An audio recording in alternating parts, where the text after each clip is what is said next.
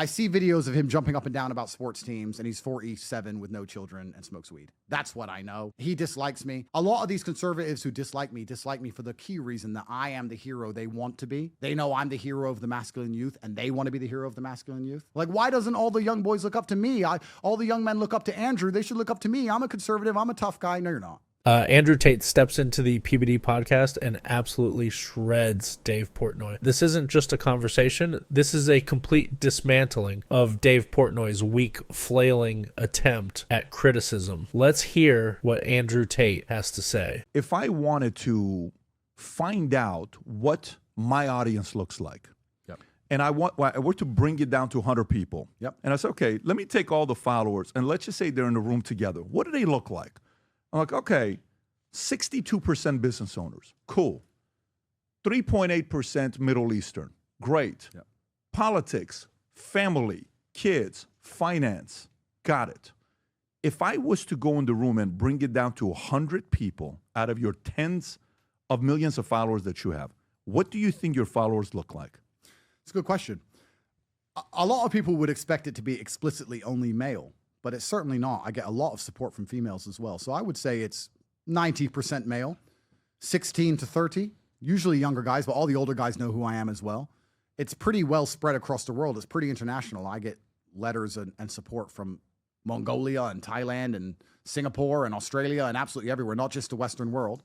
And then there's a huge contingent also of females who support me. Traditionally, Republican females, or I've had a lot of letters, and when I say a lot, I mean hundreds of letters from women in Tennessee or Kentucky or Alabama who are raising their sons without a father, and they say that I help them teach their boys how to be men. I have a lot of support in the Arab world as well, a lot of support from the Middle East. So what's really interesting, I've never actually encountered any kind of negative interactions in person ever besides media. Most people seem to like me. In real life, I've never had anybody say anything negative to me in real life ever. Ever once, ever. Male or female, ever. Lots of women come up and ask for photos. Lots of the beautiful Instagram girls, all the guys are DMing or chasing me. So it's quite a diverse audience that I have, but primarily because I think I make young men feel motivated. Those are the ones who are most engaged with my content, 16 to 30-year-old males all around the world. So do you think obviously, I don't think any of them would be liberals. Is that fair to say? A very small percentage would be liberals. Correct. Okay.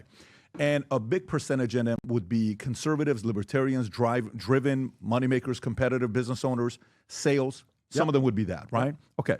So this is the part with what some people say about you. DeSantis we already covered, so we can skip DeSantis because you were very direct with DeSantis. My friend Ron. Right, that's right. Your friend Ron, you're going to be his CMO to help him with his campaign for 2020, which was very kind of you. Dave Portnoy. Here's Dave Portnoy. Who is a Trump supporter. He's had Trump on. He actually did a good interview with him. Interesting. He's got a right-leaning audience. Yep. He says, what's the point of booting out illegals and criminals while somehow becoming a safe haven for the Tate brothers? That's one.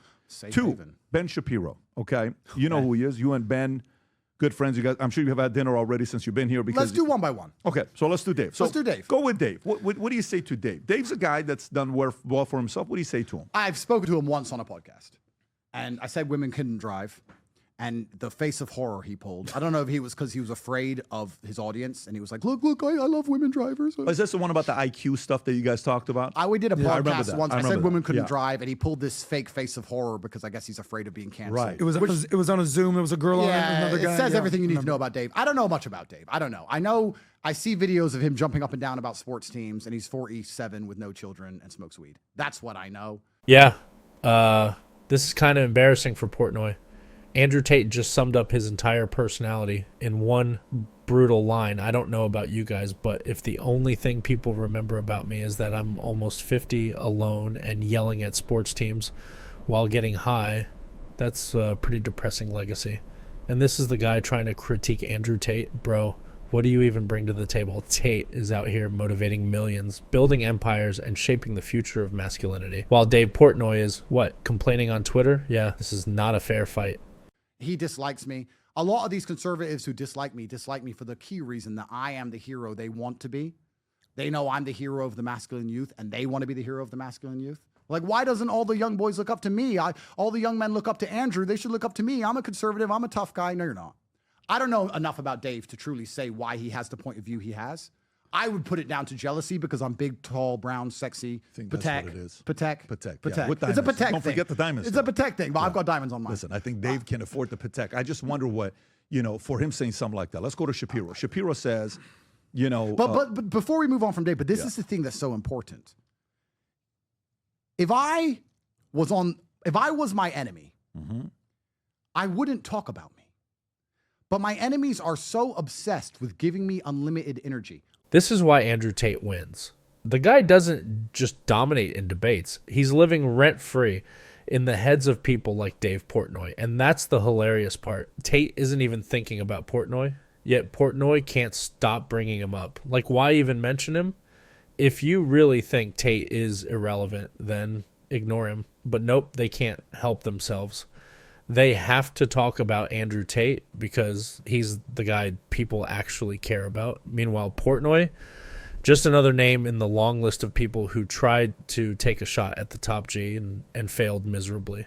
I don't tweet about Dave. I don't care about him getting excited over a sports team and masturbating when he's high on weed. I don't give a shit that he has no children. He's sitting around alone. I don't care about Dave. But he seems to care about me. I truly have a worldview, and this is an actual genuine belief of mine. And it can't be explained by science, but I guarantee you it's true. If there's enough human beings out in the world consuming calories, they're doing whatever they have to do. They're going to work and they're trying hard to find money to buy food, to eat calories, to stay alive. And they're converting those calories into my name, either by typing it or thinking about me, negative or positive. That is orgons, a word I've just made up. Orgons. I'm like Googling it right now. Into the universe, out into the world, which I absorb. Why am I so lucky? Why are my arms so big? How come I have so much money? Because there's all these millions of people around the world who cannot stop putting Andrew Tate orgons into the atmosphere. So Dave has just paid me. Thank you, Dave. But after this little splurt, I promise you, the chance of me ever considering him as a human being ever again is fucking zero. Really? I don't give a fuck about Dave Portnoy. I couldn't care less. Andrew Tate doesn't just beat Dave Portnoy. He completely erases him. This wasn't a debate. This wasn't even an argument. This was one man stating facts while another dude flailed around, desperately trying to be relevant. At the end of the day, Tate doesn't lose. He doesn't need to respond to every hater because the reality is simple.